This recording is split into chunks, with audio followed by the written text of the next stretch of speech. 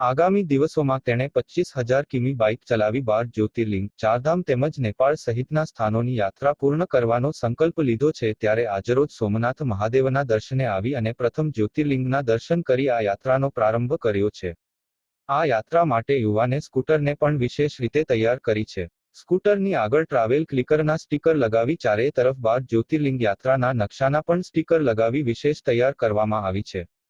આ યાત્રા અંદાજે 4 થી 6 માસમાં પૂર્ણ કર્યા બાદ આગામી દિવસોમાં તેમણે ઓસ્ટ્રેલિયા બાઇક યાત્રા કરવાની ઈચ્છા પણ વ્યક્ત કરી છે. યાત્રાના પ્રારંભે યુવાને 100 દિવસોમાં યાત્રા પૂર્ણ કરવાનો વિચાર કર્યો હતો, પરંતુ રસ્તામાં આવતા બધા ધાર્મિક સ્થળોના દર્શન કરવાનો વિચાર કરતા હવે આ યાત્રા લગભગ 200 જેટલા દિવસે પૂર્ણ થશે.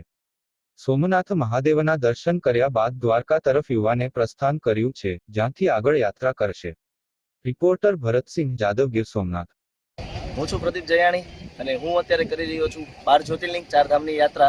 અને મારો ટોટલ જે કિલોમીટરનો રન છે એ 20,000 કરતાં પણ વધારે અને 100 દિવસ કરતાં પણ વધારે રાઇડ છે.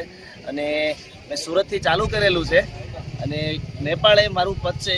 નીકળ્યું છું સુરતથી સાળંગપુરથી આપણે બોટાદથી હું આવ્યો પરબધામથી સાવરકુંડલા મારા કુળદેવીનું દર્શન કરીને હું પહોંચ્યો હતો દીવથી હું અહીંયા આવ્યો છું સોમનાથથી દ્વારકા, નાગેશ્વર, ઉજ્જૈન, મહાકાલેશ્વર, ઓમકારેશ્વર, પછી હું જઈ રહ્યો છું કૃષ્ણેશ્વર, ત્રંબકેશ્વર, ભીમાશંકર, રામેશ્વરમથી હું જઈ રહ્યો છું તિરુપતિ બાલાજીથી શ્રીશૈલમ, મલ્લિકાર્જુન, ત્યાંથી હું જઈ રહ્યો છું જગન્નાથપુરી. ટોટલ 22,000 કરતાં પણ વધારેની યાત્રા છે આ, અને મેં આ યાત્રા 20 તારીખે ચાલુ કરેલી છે.